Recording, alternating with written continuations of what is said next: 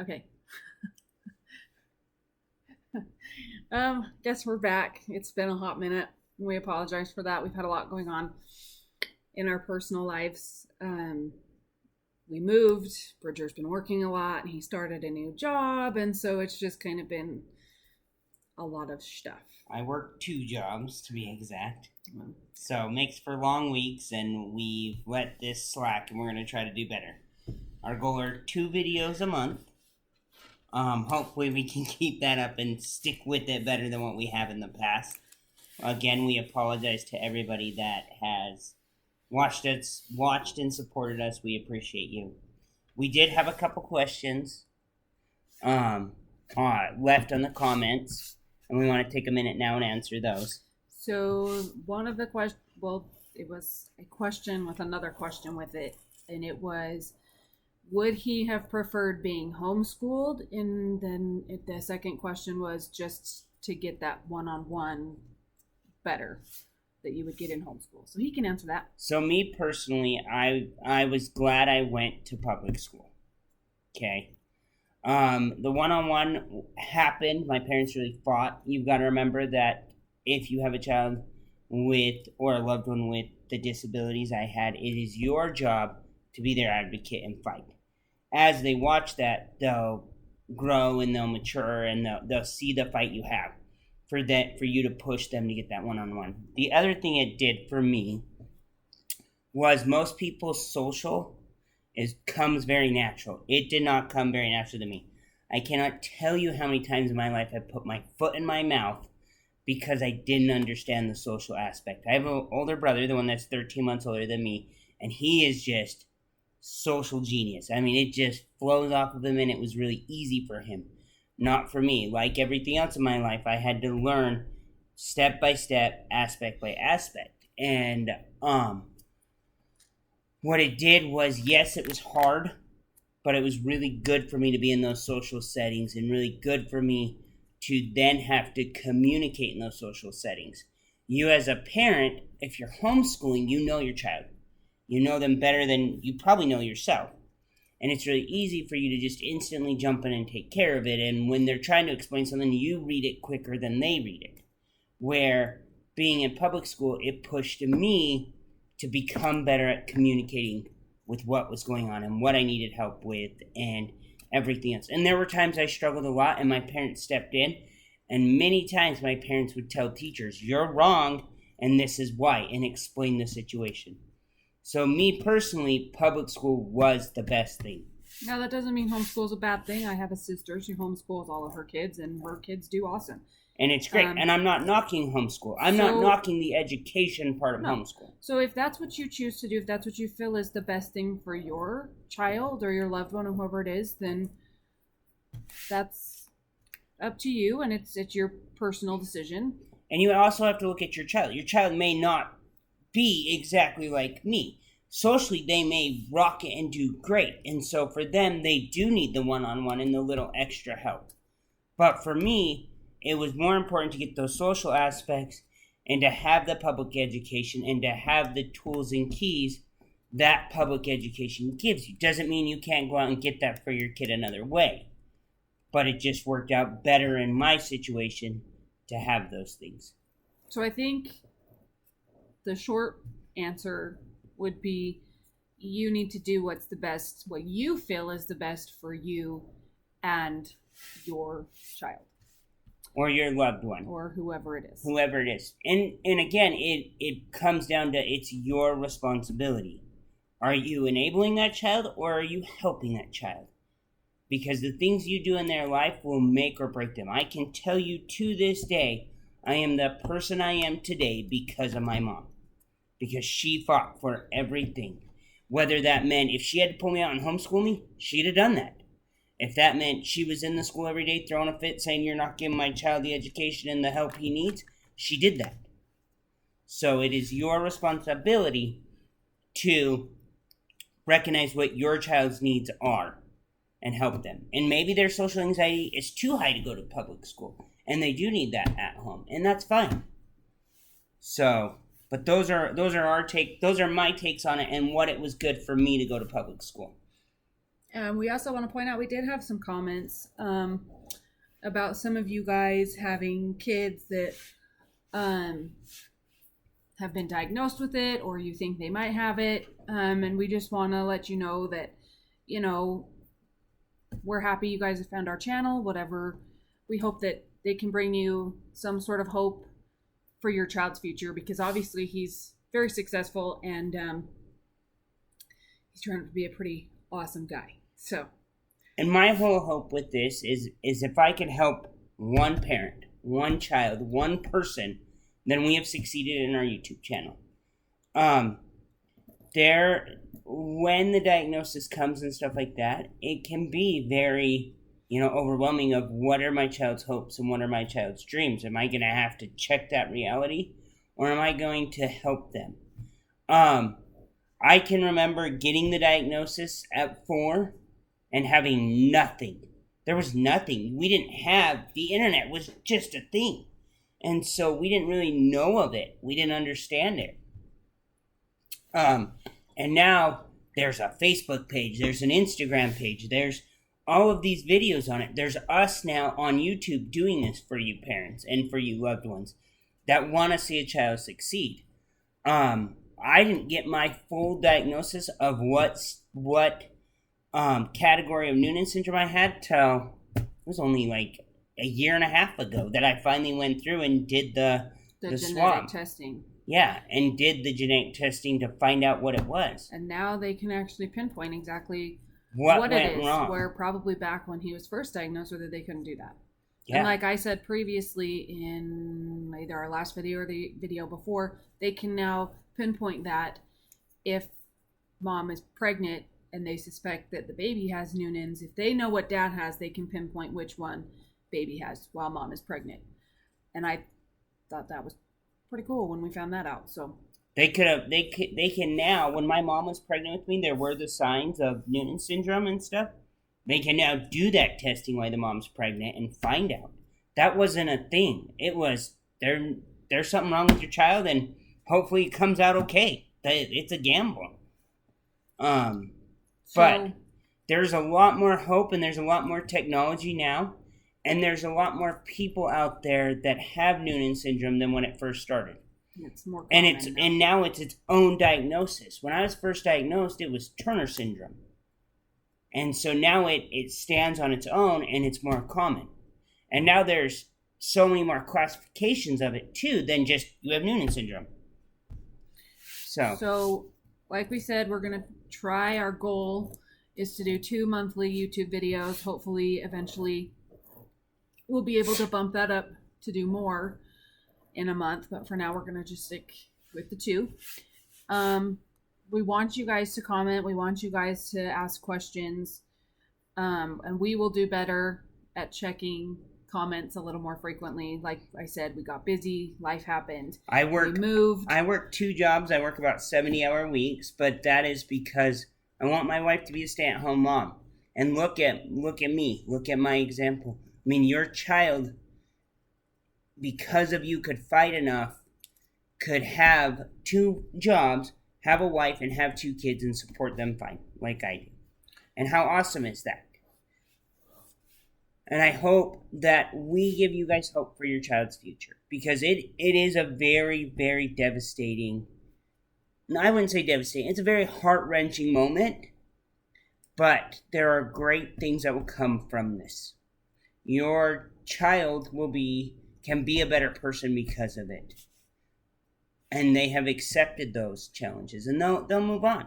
And there will be days they feel like they can't. There will be days that the physical, the mental, the emotional toll it will take on them. And it's hard some days. It's still hard. I'm 33 years old, and I fight with it every day, from walking with my knees hurting all the time because I have loose ligaments and bad joints and everything else. But I still know that I can do it. So now that he's segued into what we're going to talk about today, because he's real good at that, he is going to talk a little bit about the pain that he goes through pretty much every day of his life. And so I'm going to let him take it away. So let's start when I was younger. Okay, parents, parents and loved ones. If you are concerned if your child is growing or not, there's a few ways you can tell by their pain. If the pain is in their upper thighs, from their knee to their upper thighs, it means that their body wants to grow. And this is with any child. If their legs hurt there, it means that their body's ready and wanting to grow. If the pain is in their calves, it means they are growing. So if your child is getting leg pain strictly in their upper thighs, it means that they're wanting to grow. But if you're not seeing any change, then they're not. That's what happened with me. Was I started getting all the pain in my upper thighs, and when I started on human growth hormone, it instantly changed to my calves. Now, imagine taking a normal growing pain for a kid that you hear cry and, complain about, and double that. And that's about what my pain was. It was excruciating. There were many nights I woke up not able to walk and just hurting. I can't tell you how many nights my mom sat there and rubbed my legs and put every kind of Bengay, icy hot, anything we could try. We tried hot pads, everything, rubbing them to try to help them through. The other thing I deal with is we get granulomas in our joints, so it's kind of like sandpaper. So there's days that I come home and my fingers, my knees, my elbows, anywhere where I can bend or move, just hurt, because imagine having a piece of sandpaper between that joint and it moving on it all day. It's just part of living with it. Some days are better than others. There's some days I come home and I can't even walk because I hurt so bad. And you've got to teach them that it's okay to communicate that. They're not being weak because of the pain. There's still times I'm stubborn about it and I don't tell her when I come home hurting. And but I know when I tell her, she helps me. And that is the biggest thing to help them through, is to have somebody there to help them. Communicate with them that it's okay to say, hey, I'm hurting, you're not whining.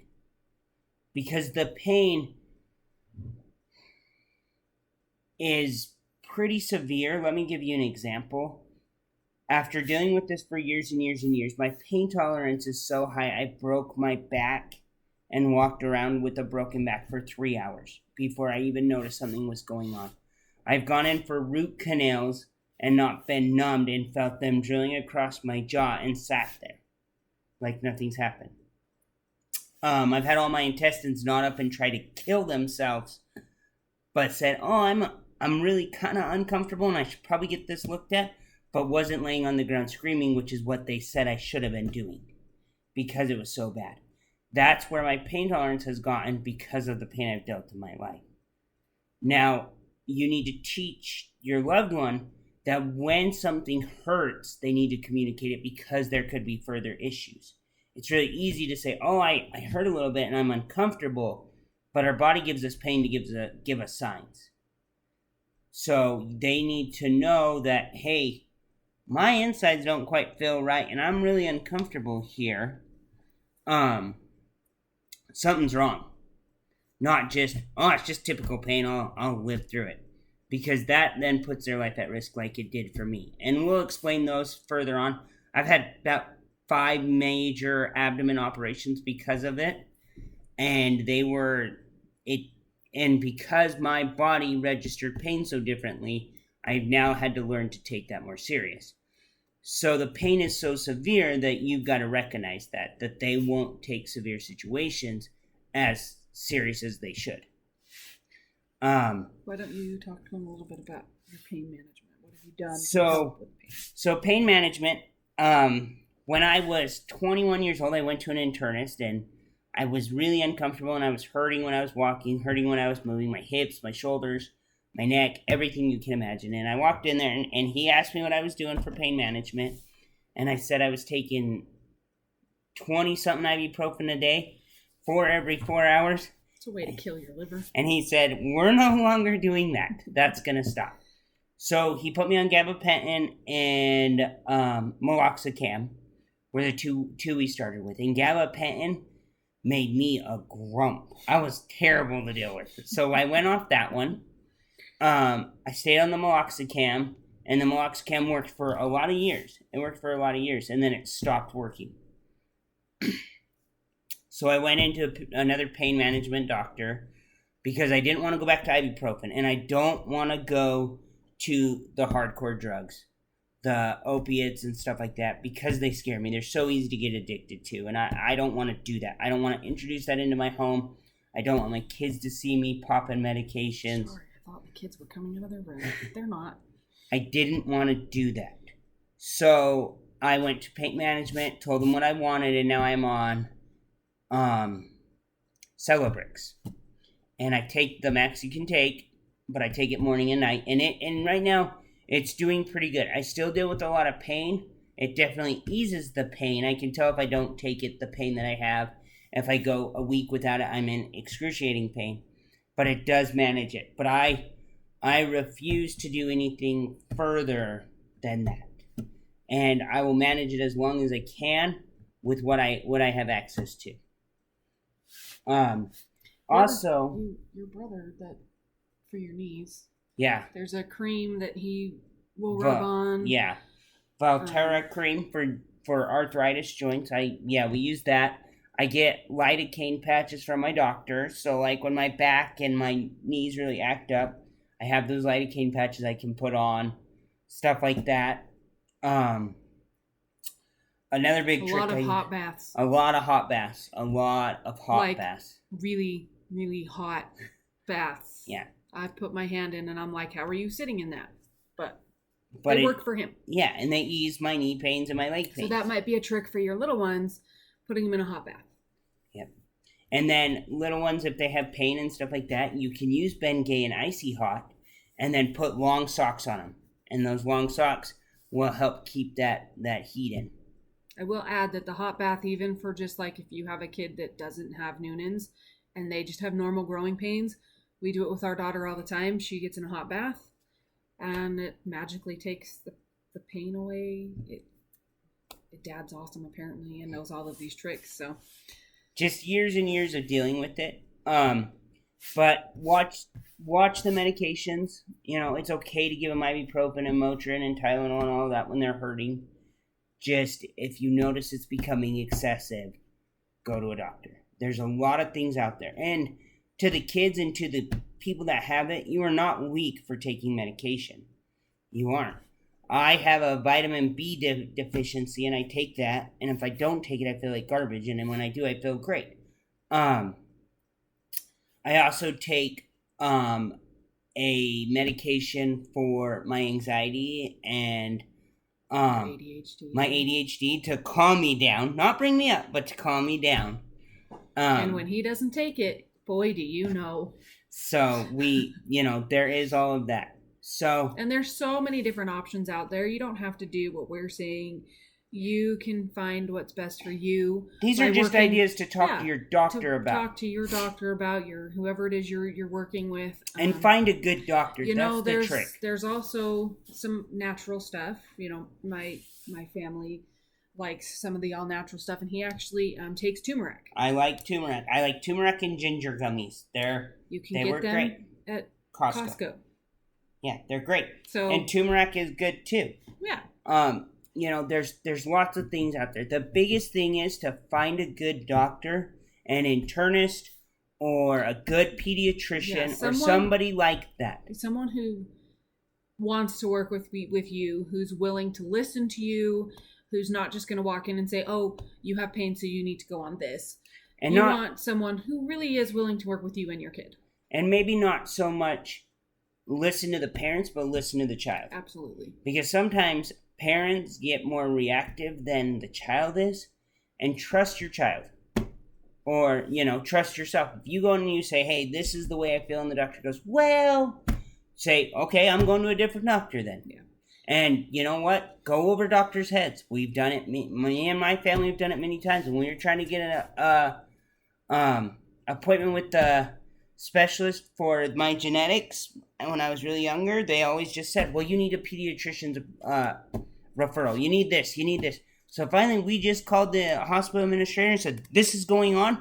This is what we need. Get us that appointment." Go over doctors' heads. Mm-hmm. Done it many of times. I've sat in hospital beds where the doctor said, "Oh, it's only this." And I said, "No, I'm meeting with the surgeon about this. You need to call him." And he doesn't call him. I call him.